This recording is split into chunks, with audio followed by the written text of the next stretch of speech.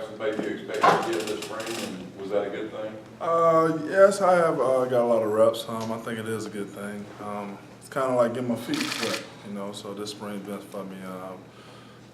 Just trying to get better and better each and every day. Working on my fundamentals, getting them back in tune, feet, hands, the whole nine. So this spring has been very important to me. You ever had an injury like that before in your career? I never sat out for a whole year or missed a year.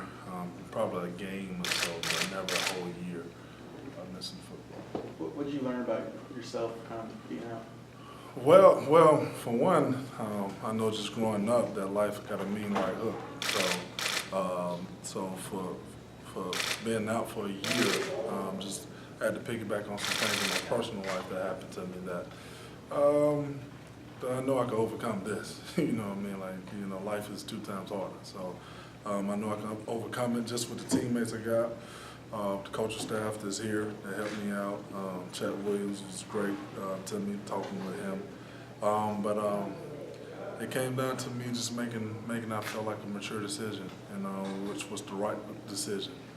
But in my mind, was probably not the most popular decision that I wanted to hear, at the time. So I just think for me, at the end of the day, I'm okay with making that decision. What were the options you were kind of weighing? Well, at first we was looking back, coming back around by Texas A&M and see how that was going to be. By the time that week came, the rehab, we was picking up on the rehab and everything, but I didn't feel comfortable where it was at, and so I had to talk to coach and man up and tell him how I felt, and like my dad and my brother told me, after I made the decision, everybody felt like it was the right decision, but nobody wasn't going to lead me in any way. It was going to let me, it's my career, it's what I want to do, kind of let me do it. But after I made the decision, it was like it was a mature decision. Did the injured guys start to form their own kind of group? I mean, unfortunately, there were quite a few with Justin and Jalen and Josh. Did you guys start, I mean, all J's, unfortunately, but did you guys start to almost form your own group? Yeah, we was the injured clique, man. We used to go out to eat together and all that stuff, when the team goes or whatever. It looked like I was helping everybody along, then somebody go back into playing ball or whatever. But with the Hosley and of course Jay Jones was out for a minute and Garrett. But we stuck together. I mean, teammates. They're my teammates. I'm my little brother, so they call me the old man already. So I had to do some mentoring. What kind of mentoring did you do with like Carl and some of those guys that really the young ones that were just kind of learning on the fly? But just let them know it's football. It's something they've been doing all their life. You know what I mean?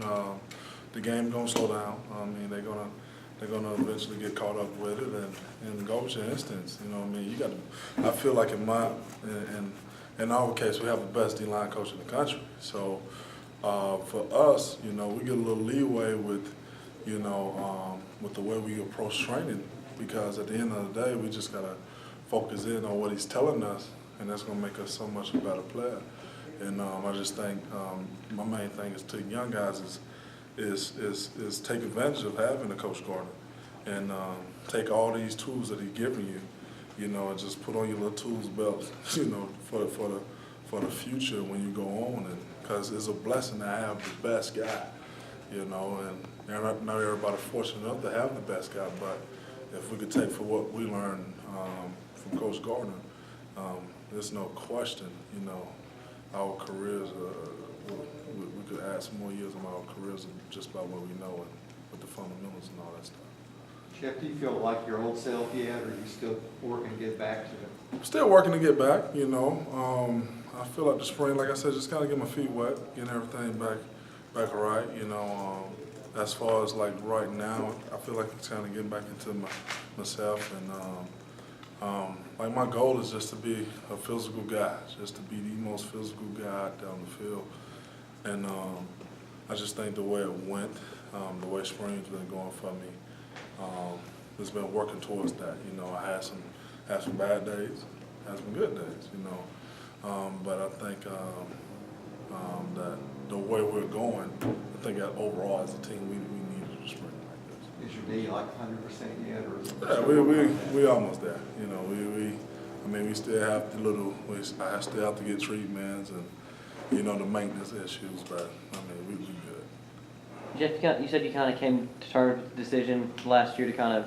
go on in the season around Right. Texas A&M, but how often, if at all, during the off season did you kind of find yourself, man, maybe if I'd been in there for the national championship game, things could have ended differently, or if you just tried to totally put that out of your mind?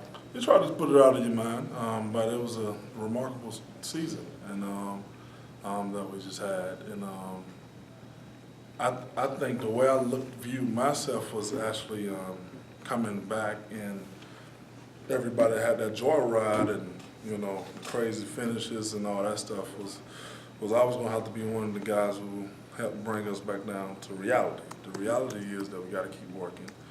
That now, you know, with 100. And now that people are circling us on the schedule, and so just the reality is somebody don't want to wait till the last second for us to have a return back, or somebody they're gonna make sure they're gonna bat a ball down if it's up in the last second. So it just the reality is the fact that we got a lot of room to get better, and we got to do it now. So Couple more? What's been the biggest challenge for you this spring? the biggest challenge, I think the biggest challenge is just going out there and just kind of getting back into my own flow. You know, the biggest challenge as far as when you go out there and you looked upon as to be the leader, you know, when you haven't been vocal for a year, I mean, you be vocal, you talk to the team, this and that, but now you're out there in the fight with your guys, and I'm normally doing a lot of talking and all that. I think at first when I got back out there, I was just kind of like, just trying to get back into it, and really understood that it's still my group, still got to lead them, still got to be that dominant player, but at the same time, got to be a leader, you know. And I feel like this spring, I wouldn't grade myself an A at that. I feel like I slowly but surely was creeping up to take back control of that, but I like where I'm at now at the end of the spring. But going forward into the summer, you know, I just got to show more leadership and get the job done more on my part. How much are you enjoying kind of this second chance at senior season? How much is this kind of just extra fun? Enjoying the bubbles and, and the early. I don't know how much I'm enjoying that, but no, I mean, you know, it really is a sight to see. You know, guys that I recruited, and now they graduate with me. You know, so it's just kind of different. You know, they was after the workouts. They had called all the seniors on the field next year, you know. And I looked and I saw threes. I said, "Really, you graduated?" And he was like, "Yeah, I'm with you." And I was like, "Wow, you know, I recruited you to come here." You know what I mean?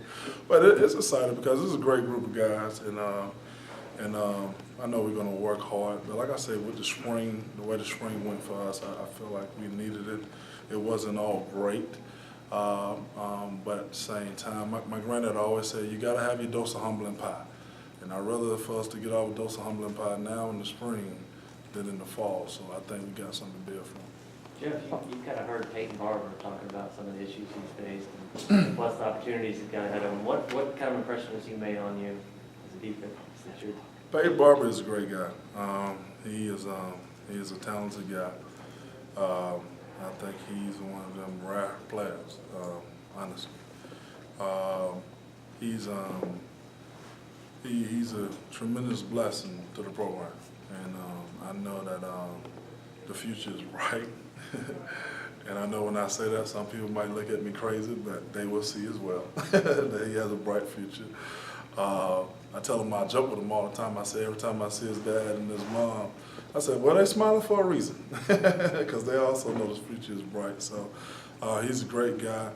The sky's the limit for Peyton. I mean, I just can't wait what God got in store for him. The sky's the limit.